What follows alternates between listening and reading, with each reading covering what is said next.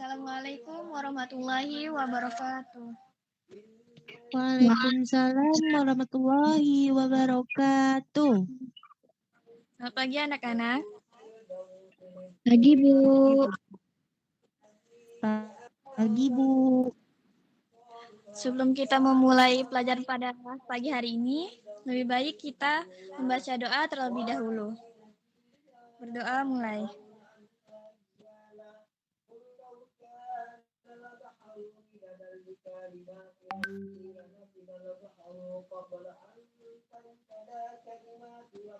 Berdoa selesai. Semoga dengan kita awali berdoa terlebih dahulu, pelajaran pada pagi hari ini lancar. Sebelum Ya, itu Bu. Ibu absen dulu ya. Ya, Bu. Ya, Bu. Devi Anggraini, apakah hadir? Hadir, Bu. Melani Wahyu Putri, Hadir, Bu. Nyemastini Citra Ayu, Hadir, Bu. Naufal, tidak hadir ya. Baiklah. Tidak hadir, Bu. Kita Tanpa keterangan, Bu. baiklah. Apakah kalian tahu materi kita pada pagi hari ini?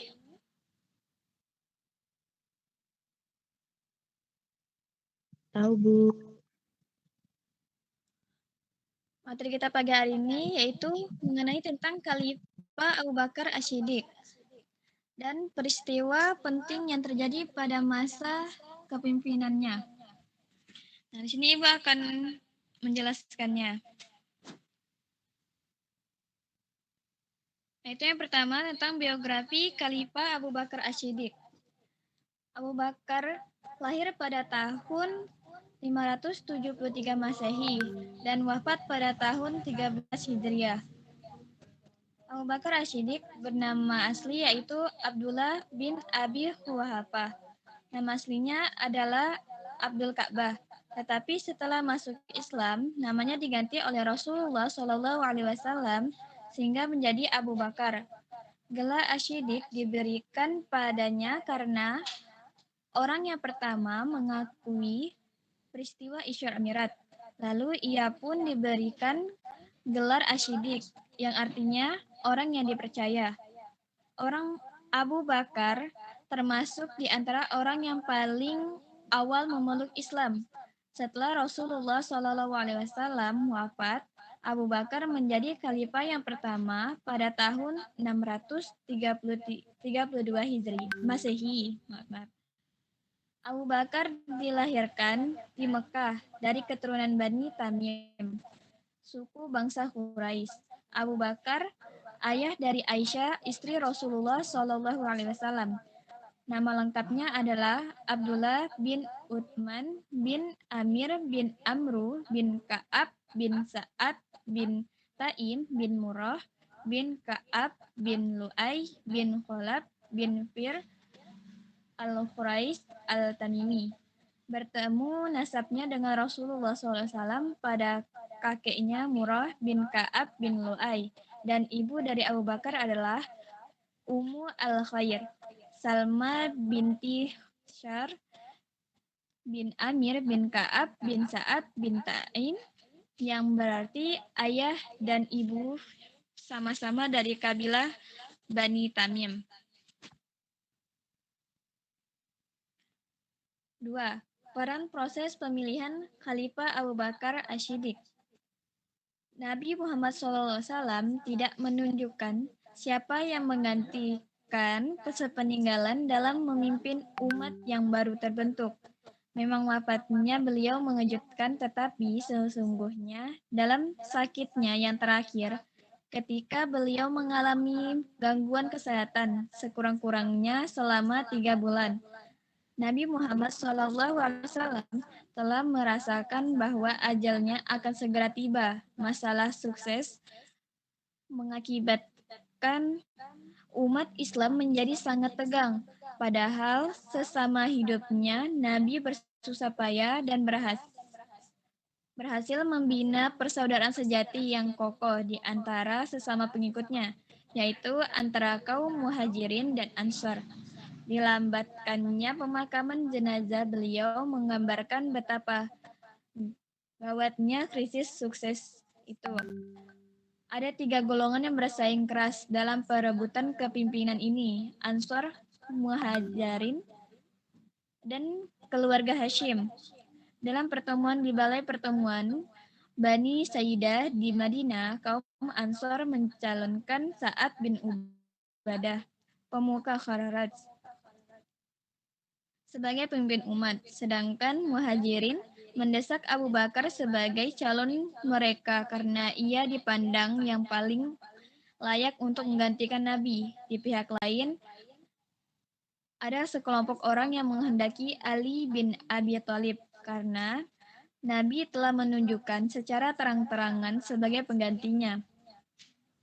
Sebagai pemimpin umat Islam setelah Rasulullah SAW, Abu Bakar disebut Khalifah Rasulullah, pengganti Rasul Allah, yang dalam perkembangannya selanjutnya disebut Khalifah berikut.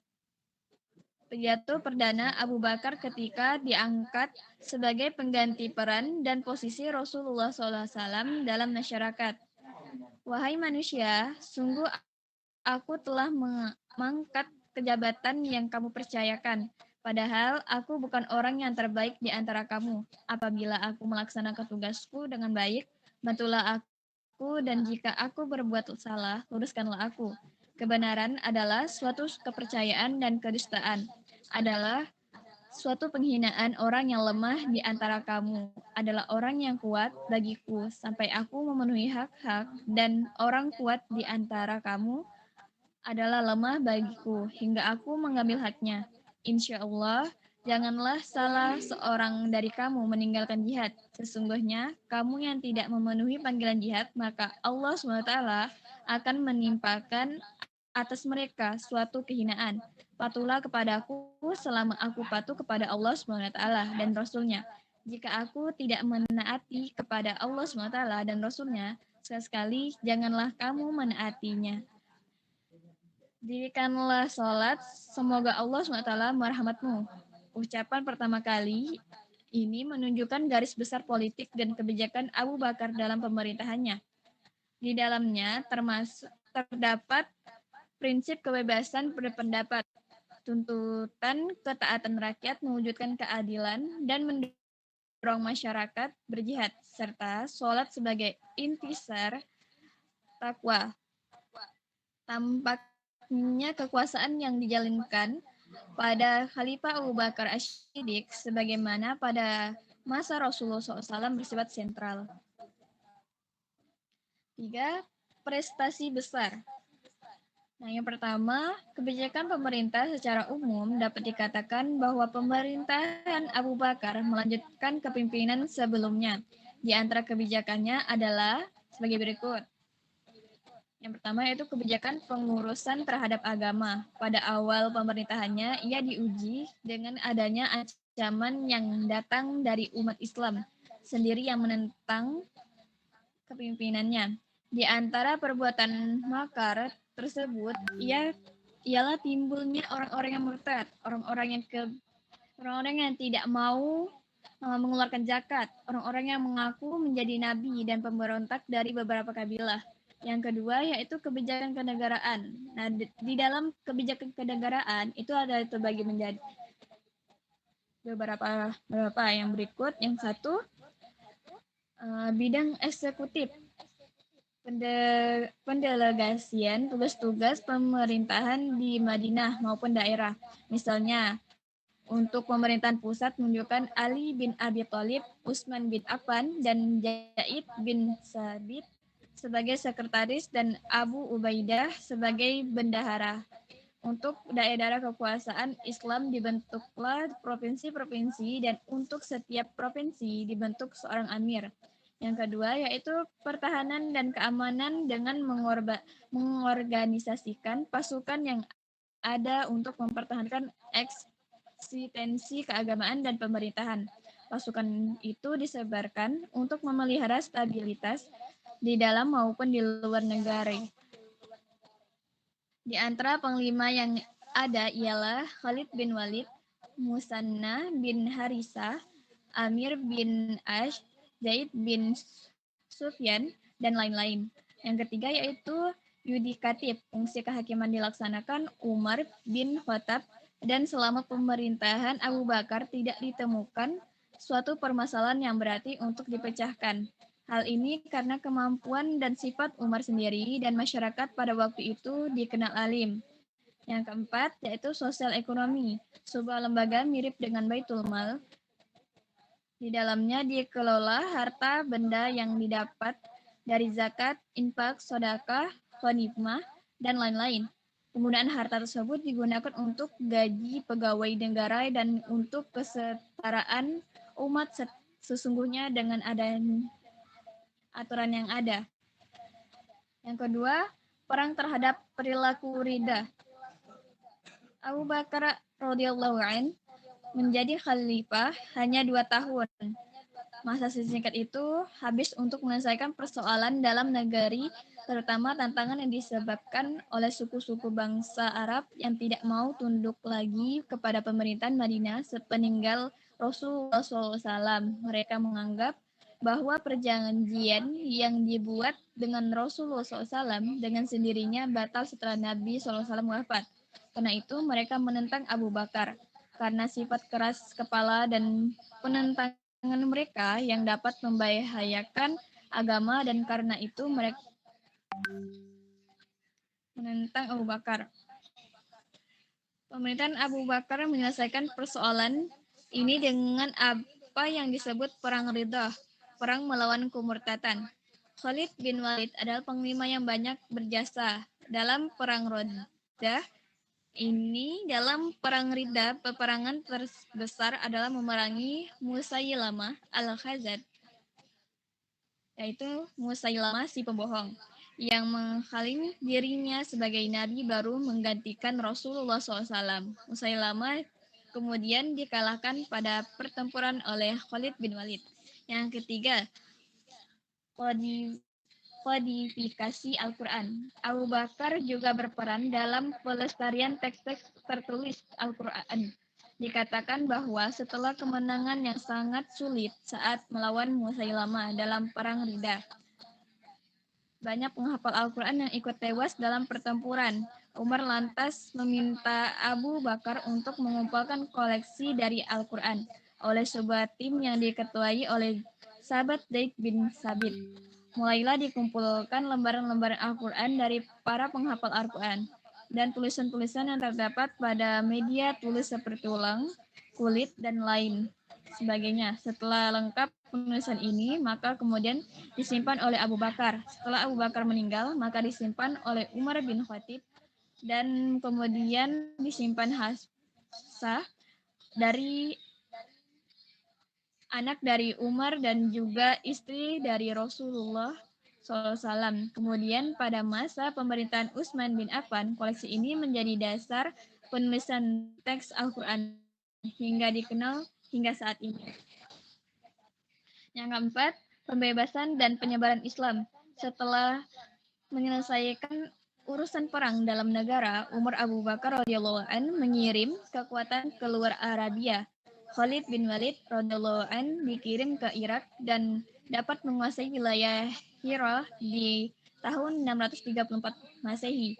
Ke Syria dikirim ekspedisi di bawah pimpinan 4 panglima, yaitu Abu Ubaidah bin Zarrah, Amir bin Ash, Yazid bin Abi Sufyan, dan Surah bin Hasan. Sebelum pasukan dipimpin Usama bin Zaid yang masih berumur 18 tahun, untuk memperkuat tentara ini, Khalid bin Walid radhiyallahu an diperintahkan meninggalkan Irak dan melalui gurun pasir yang jarang dijalani sampai Syria. Yang kelima, wafat. Abu Bakar meninggal pada Jumadil Akhir tahun 13 Hijriah atau 634 Masehi di Madinah pada usia 63 tahun. Abu Bakar dimakamkan di rumah Aisyah di dekat Masjid Nabawi, di samping makam Rasulullah SAW. Di saat Abu Bakar wafat, barisan depan pasukan Islam sedang mengancam Palestina, Irak, dan kerajaan Hira. Nah, sekian dari yang Ibu paparkan. Apakah ada yang ingin bertanya?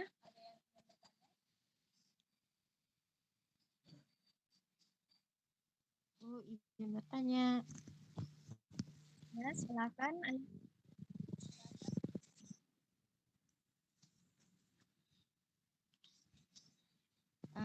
Pertanyaannya, berapa lama Abu Bakar menjadi seorang khalifah? Baiklah, pertanyaannya bagus. Pertanyaan yang Ayu berikan yaitu berapa lama Abu Bakar menjadi khalifah ya? Yaitu lamanya Khalifah Abu Bakar Asy-Syiddiq menjadi khalifah selama 2 tahun. Apakah Ayu sudah jelas? Sudah jelas, Bu. Ada yang mau bertanya lagi?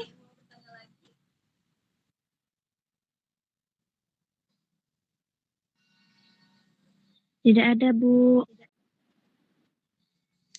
Baiklah, karena sudah tidak ada, karena waktu kita udah habis ya, kita akhiri pada pertemuan pada hari ini. Semoga pertemuan kita ini bisa bermanfaat untuk kalian. Sekian dari Ibu. Wassalamualaikum warahmatullahi wabarakatuh. Waalaikumsalam warahmatullahi wabarakatuh. Terima kasih, Bu. Sama.